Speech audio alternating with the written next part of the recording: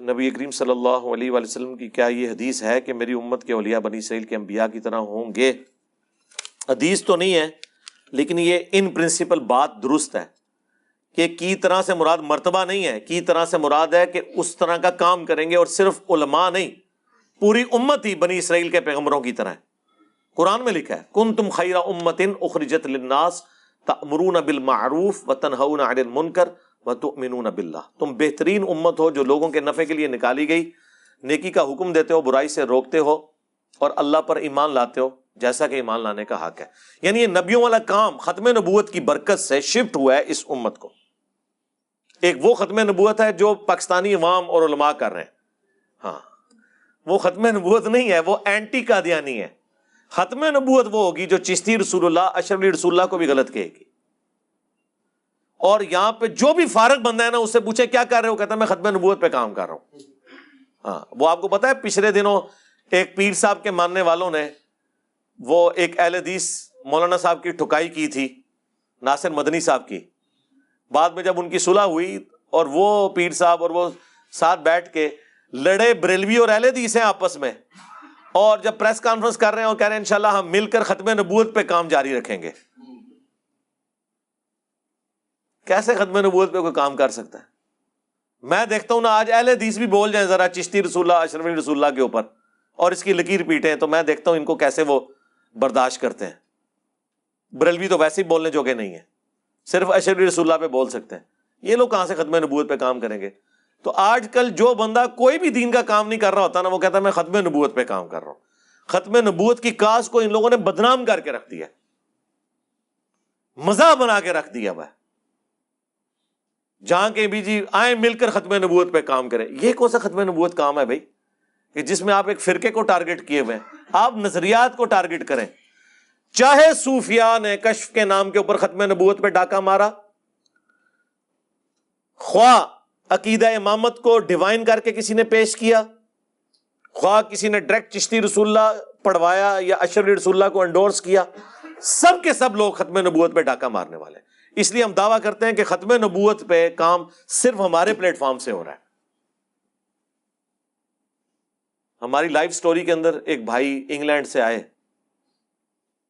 انہوں نے life story سنائی۔ ان کا تعلق پہلے ختم نبوت کی ایک تحریک سے تھا جو انگلینڈ میں کام کر رہی ہے، دیوبندیوں کی، جو کراچی کا ایک مفتی بھی کہتا تھا نا، وہاں پہ ہمارے ایک مولانا صاحب ہیں سہیل باوا صاحب، اچھا وہ نا ہی باوا جے اے بابے تے شاہی کوئی نہیں، یعنی جو ہم بولتے ہیں نا نبی کے جیسا ہے ہی کوئی نہیں، بابے تے شاہی کوئی نہیں، تو وہ یہ بابا سے بھی ایک اوپر کا ورژن ہوتا ہے باوا، ہاں وہ ان کی کاسٹ ہے ویسے باوا، یہ وہ والا باوا نہیں ہے ویسے، لیکن وہ تو وہ کہنے لگے میں ان باوا صاحب کے ساتھ اٹیچ ہوں، ختم نبوت پہ کام کر رہا ہوں۔ میں نے نیچے نا اسی وقت ریئل ٹائم کمنٹس کیا، یہ جو آپ کے باوا صاحب ہیں کبھی انہوں نے اشرف علی رسول اللہ، الامداد رسالہ اور چشتی رسول اللہ پہ بولا ہے؟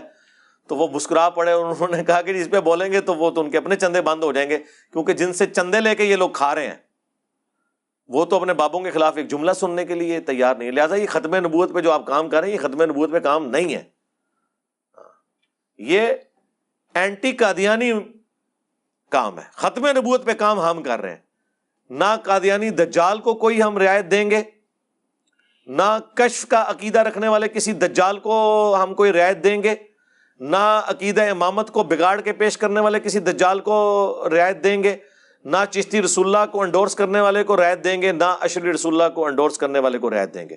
بالکل سیدھی سی بات ہے۔ جو لوگ نبی الاسلام کی شان مبارک میں بہت زیادہ غلو کرتے ہیں، ان کو روکنے پر آگے سے کہتے ہیں کہ آپ نبی کی شان کو ناپنے کی کوشش کر رہے ہیں۔ اس کا جواب بڑا آسان ہے، اس کا جواب یہ ہے، ان لوگوں کو آپ یہ کہا کریں کہ دیکھیں کرسچنز جو ہیں وہ حضرت عیسیٰ علیہ السلام کو اللہ کا بیٹا قرار دیتے ہیں، تو آپ کا کیا خیال ہے؟ تو ظاہر ہے کہ وہ آپ کو کہیں گے نہیں جی وہ اللہ کے بیٹے تو نہیں ہیں، انہیں کہیں کہ جی وہ پھر آگے سے اعتراض کرتے ہیں کہ آپ حضرت عیسیٰ کی شان کم کر رہے ہو۔ پھر یہ آپ کو پتہ کیا جواب دے گا کہ نہیں ہم شان کم نہیں کر رہے ہیں، اللہ تعالیٰ نے تو واضح فرمایا لم یلد ولم یولد، اگر ہم حضرت عیسیٰ علیہ السلام کو ان کی شان سے بڑھائیں گے تو پھر توحید میں نقص آ جائے گا ہماری۔ ہم ان کی شان کم نہیں کر رہے بلکہ جس لیول پہ وہ ہیں اس لیول پہ رکھ رہے ہیں، اس سے بڑھا نہیں رہے۔ ہوں آئے نا داڑھ تھلے، تو پھر انہیں بخاری کی حدیث سنائیں کہ نبی علیہ السلام نے فرمایا تھا دیکھنا میری شان کو اس طرح بلند نہ کرنا جس طرح نصارہ نے اپنے پیغمبر کو بڑھا دیا تھا، تو مجھے اللہ کا بندہ اور اس کا رسول ہی کہنا، محمدن عبدہ ورسولہ۔ تو یہ تو نبی علیہ السلام خود کہہ کے گئے ہیں، تو نبی علیہ السلام نے تو نہیں فرمایا کہ تم ماپ رہے ہوگے۔ ظاہر ہے کہ جہاں پر توحید کا معاملہ آئے گا تو وہاں پہ تو ہم اسٹرکٹ ہیں۔ اللہ تعالیٰ سورہ آل عمران میں فرما رہے ہیں کبھی ایسا نہیں ہوا کہ ہم کسی پیغمبر کو نبوت دیں اور وہ لوگوں سے یہ کہنا شروع کر دے کہ لوگوں میری عبادت کرو، بسبب اس کے کہ ہم نے اس پہ کتاب نازل کی۔ یہ سب کچھ ہوا، کیا اللہ تعالیٰ تمہیں انبیاء اور فرشتوں کی عبادت کرنے کا کہے گا بعد اس کے کہ اس نے تمہیں ہدایت دی ہوئی ہے اپنی کتاب کے ذریعے؟ سورہ آل عمران میں اللہ تعالیٰ نے فرمایا۔ تو یہ ناپنے والا معاملہ نہیں ہے، ہم وہ بتا رہے ہیں جو نبی علیہ السلام نے فرمایا۔ اگر اللہ کے نبی علیہ السلام کوئی چیز خود فرما دے تو آپ حضور کو تو نہیں کہنا کہ آپ ناپ رہے ہیں۔ ابو داؤد میں ابن ماجہ میں حدیث ہے، ایک صحابی حضور کو آ کے سجدہ کرتے ہیں، آپ فرماتے ہیں سر اٹھا، یہ کیا کر رہا ہے؟ انہوں نے کہا کہ میں نے ہیرا نامی شہر میں دیکھا لوگ اپنے سردار کو سجدہ کرتے ہیں، تو آپ تو اللہ کے رسول ہیں، ہم آپ کو سجدہ کیوں نہ کریں؟ آپ نے فرمایا اگر میں سجدہ جائز سمجھتا تو بیویوں سے کہتا کہ اپنے خامدوں کو سجدہ کریں اس حق کے سبب جو اللہ نے دیا ہے۔ اور اس میں ابو داؤد میں تو یہاں تک الفاظ ہیں جب میں فوت ہو جاؤں گا تم میری قبر سے گزرو گے، کیا میری قبر پہ بھی سجدہ کرو گے؟ ان کا نہیں یا رسول اللہ۔ تو فرمایا مجھے کیوں کر رہے ہو؟ وہاں تو صحابی نے نہیں کہا یا رسول اللہ آپ اپنی شان خود ناپ رہے ہیں کہ تعظیم کا سجدہ تو فرشتوں نے آدم کو کیا، یوسف علیہ السلام کے بھائیوں نے یوسف علیہ السلام کو کیا، تو آپ تو امام الانبیاء ہیں، ہم آپ کو سجدہ نہ کریں؟ عشق دے چلے نمبر لے گئے، عقل والے انجے ہی عمرہ گالیاں، اور عشق دے چلے اتھے میرے تو ذلیل، اگے جا کے اللہ نے انہوں نے ذلیل کرنا ہے۔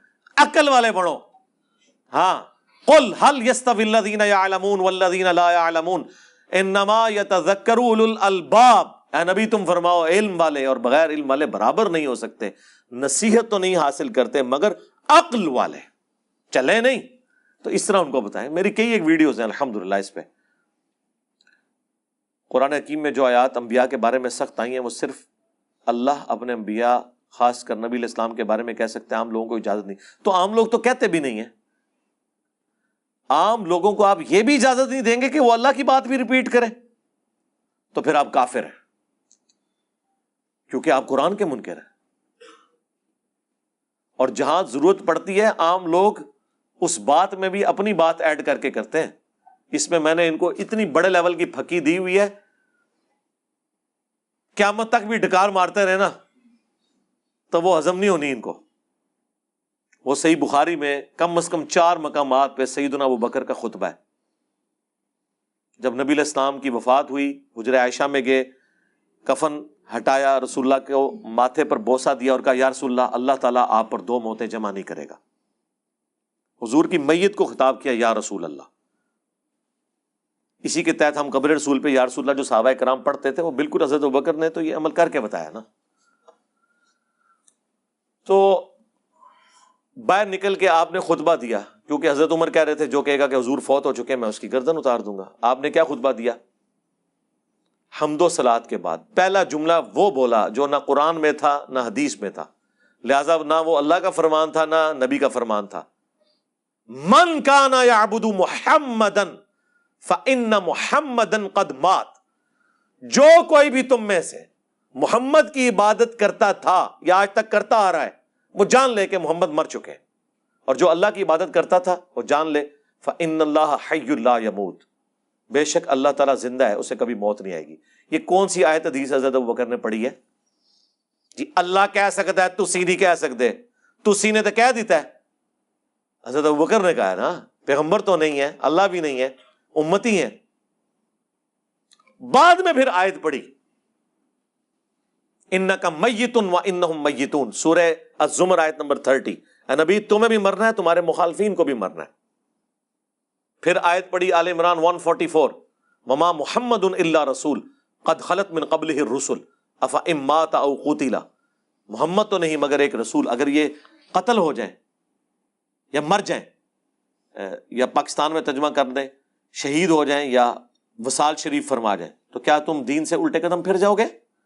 یہ غزوہ احد کے موقع پر آیات نازل ہوئی تھی جب حضور کی شہادت کی افواہ پھیل گئی تھی۔ المستدرک للحاکم میں پوری حدیث موجود ہے. یہ بخاری میں یہ 2 آیات حضرت ابوبکر صدیق نے آیات بعد میں پیش کی، پہلے اپنی بات کی. تو اب مجھے فتویٰ چاہیے حضرت ابوبکر کے اوپر 295 CA لگوائیں گے جو انہوں نے رول بنائے ہوئے ہیں کہ اللہ کہہ سکتا ہے بندے نہیں کہہ سکتے، بندے ہی نہیں کہا جائے. اور بخاری میں تو 2 آیات ہیں نا، المستدرک للحاکم میں بھی یہی حدیث آتی ہے. وہاں پہ حضرت ابوبکر نے جو خطبہ دیا ہے نا، اس میں ایک تیسری آیت کا بھی ذکر ہے. سورۃ الانبیاء کے سٹارٹ میں وہ آیت ہے، آیت نمبر 8. وَمَا جَعَلْنَاهُمْ جَسَدًا لَا يَأْكُلُونَ الطَّعَامَ وَمَا كَانُوا خَالِدِينَ. ہم نے کوئی نبی ایسا نہیں بنایا تھا کہ جس کا جسم کھانے کا محتاج نہ ہو، اور نہ وہ ایسے تھے کہ ہمیشہ دنیا میں رہتے. تمام انبیاء کا ذکر کر دیا حضرت ابوبکر نے کہ سب کے سب انبیاء کھانا کھانے کے بھی محتاج تھے اور موت بھی انہیں آنی تھی. لہذا جسے موت آ جائے وہ خدا نہیں ہے، اور جو خدا ہے اسے موت نہیں آتی. ان پڑھ لوگ دینی علماء کی تقلید کرتے ہیں تو ان تک دعوت کیسے پھیلائی جائے؟ ہاں، جیسے ہم پھیلا رہے ہیں.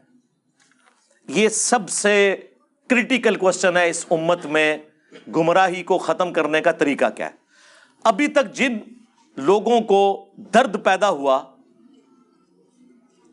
جن کے دل دکھی ہوئے کہ لوگوں نے رسول اللہ کا راستہ چھوڑ کر اپنے بابوں کو بزرگ مان لیا ہے، انہوں نے اپنے طریقے سے کوشش کی کہ لوگوں کو توحید پر لایا جائے، قرآن و سنت کے حوالے پیش کیے جائیں، لیکن بیچارے ناکام رہے. کیوں؟ اس کی وجہ یہ تھی کہ جن لوگوں کو یہ حوالے پیش کر رہے تھے وہ تو قرآن و سنت کو مانتے ہی نہیں ہیں.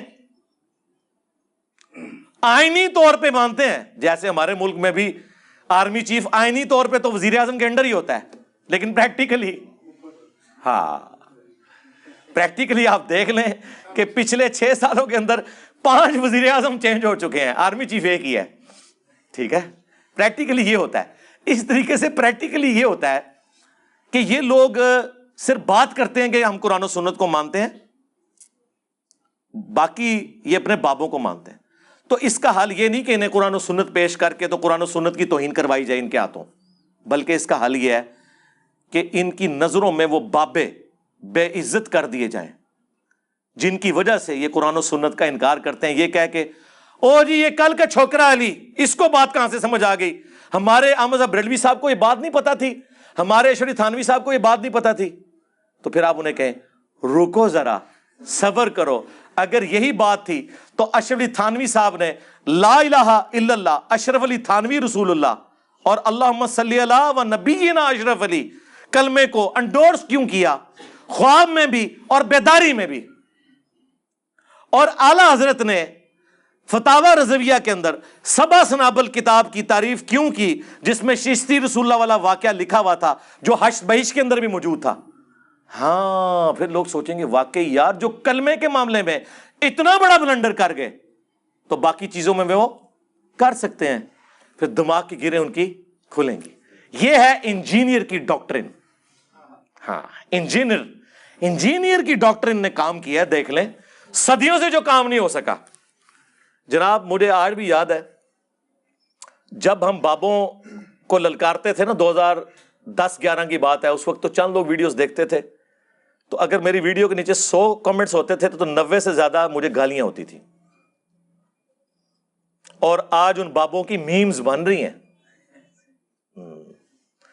اور انجینئر صاحب کے اسٹوڈنٹ کہتے ہیں کہ نہیں ہاتھ ہولا رکھا جائے، کام چپ کے رکھو.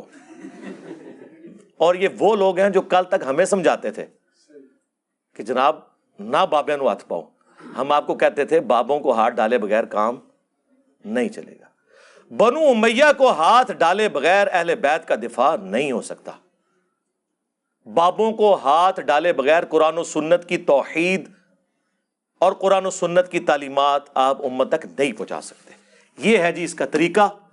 اور باقی میرا آپ انٹرویو مجلس 50 دیکھ لیں، اور اس کے بعد دعوت کرنی کیسے ہے وہ مجلس 100 ایک ہی ویڈیو ریکارڈ کروا دی ہے، کوئی ہزاروں ویڈیو دیکھنے کی ضرورت نہیں. میری ایک ویڈیو بابوں کا خدا ورسز کتابوں کا خدا، آلموسٹ 5 گھنٹے کی وہ ویڈیو ہے جس میں نے 50 مثالیں دی ہیں کہ اسٹیبلش دین کیا ہے، قرآن و سنت کا دین کیا ہے، اور لاجیکلی بھی قرآن و سنت کے دلائل کی روشنی میں ایک ایک چیز کلیئر کی ہے. آپ نے اس دنیا میں کسی پہ احسان کرنا ہے نا تو اسے دو کام کروا دیں. ایک تو اسے کہیں کہ بغیر پری ڈیٹرمنٹ رزلٹس کے بغیر قرآن ترجمے سے ایک دفعہ پڑھ لے, تفسیر کے بغیر, اور جو اس میں لکھا ہے ویسے ہی اسے قبول کرے. اور دوسرا, میری مجلس 100 دیکھ لے, کتابوں کا خدا بابوں کا خدا. یہ ڈیفرنٹ ہے. عقیدے میں تو ایک ہی مانتے ہیں لیکن تعلیمات میں ڈیفرنٹ.